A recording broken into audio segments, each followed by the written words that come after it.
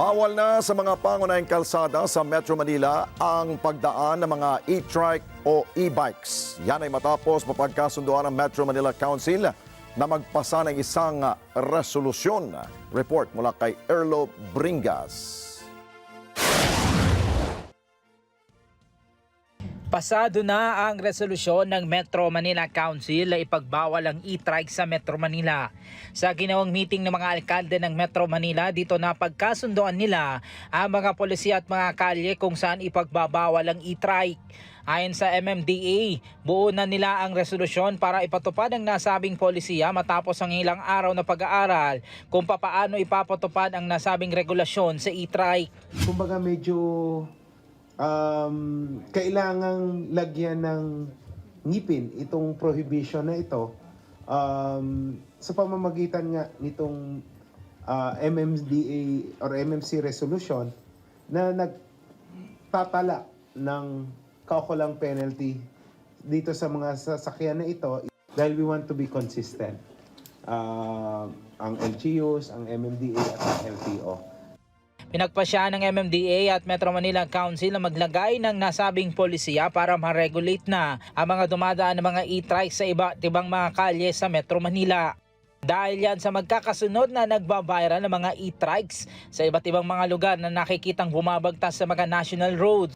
Sabi ng MMDA, hindi ito panggigipit sa mga may-ari ng e-trikes, kundi ito ay bahagi lamang ng kanilang paraan para maibsan ang mga aksidente na kinasasangkutan ng mga nasabing sasakyan.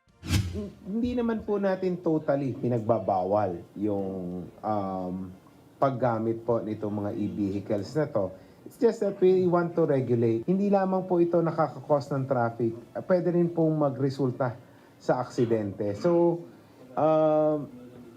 siguro it's about time na stop po natin gamitin yung anti-poor argument all the time na may regulation. Dahil po, ang primary concern po natin dito ay safety ng lahat. Sa tala ng MMDA, umabot sa 554 ang bilang ng mga aksidente noong 2023 na kinasasangkutan ng mga e-trike. Nakapaloob sa resolusyon na kailangan din magkaroon ng lisensya mga nagmamaneho nito. 2,500 pesos naman ang multa kapag nahuling dumadaan sa mga national roads at kung walang lisensya at nahuli. Bukod sa 2,500 pesos, kasama din ang impound. Ang Metro Manila Mayor handa namang bumalangkas din ang kanilang mga ordinansa para naman sa mga inner roads sa kanilang mga syudad. Nagkakaisa po kami dito sa MMC para mapatupad ng maayos ang ating mga batas. At sa amin pong LGU ay pag-aaralan pa po namin ng maayos kung anong dapat namin gawin. Pero nag-agree po ako dun sa national roads. Dahil napakadelikado at napaka-dangerous kung hindi naman po natin susubayban at i-regulate yung ating mga e-trikes doon.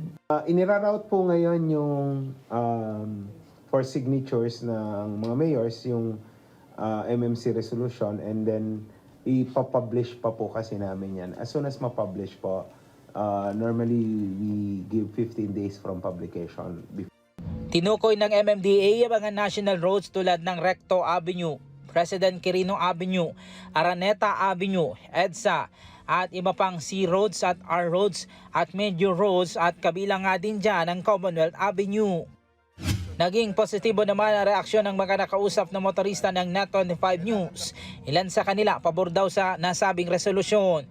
Delikado raw kasi lalo na kung nakakasabay ang mga nasabing sasakyan sa kalsada, lalo na kung walang kaalaman ng mga nagmamaneho nito. Minsan kasi kuya, mayroon akong mga nadadaanan na mga nagda-drive ng e-bike or ng e-trike is bata. Wala pa sa kustong gulang. Kailangan talaga nilang lumugar kung saan dapat yung tama na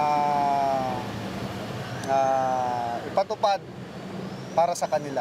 Okay lang po siguro sila sa mga skinny tayo sa mga service road po. Kaya lang sa national road po kasi medyo delikado po talaga sa kanila.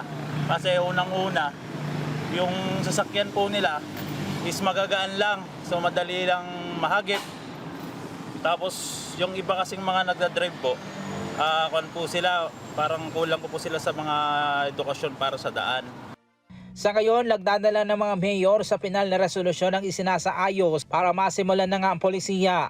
Ang Land Transportation Office o LTO nakatakda namang maglatag ng mga panuntunan kaugnay ng nasabing resolusyon. Erlo Bingas para sa mata ng Agila, matatag, matapang, matapak. Maraming salamat sa inyo pong pagsubaybay sa Mata ng Agila Primetime. Para malaman ang matatag, matapang at matapat na mga balita, i-follow lamang at mag-subscribe sa @Net25 TV.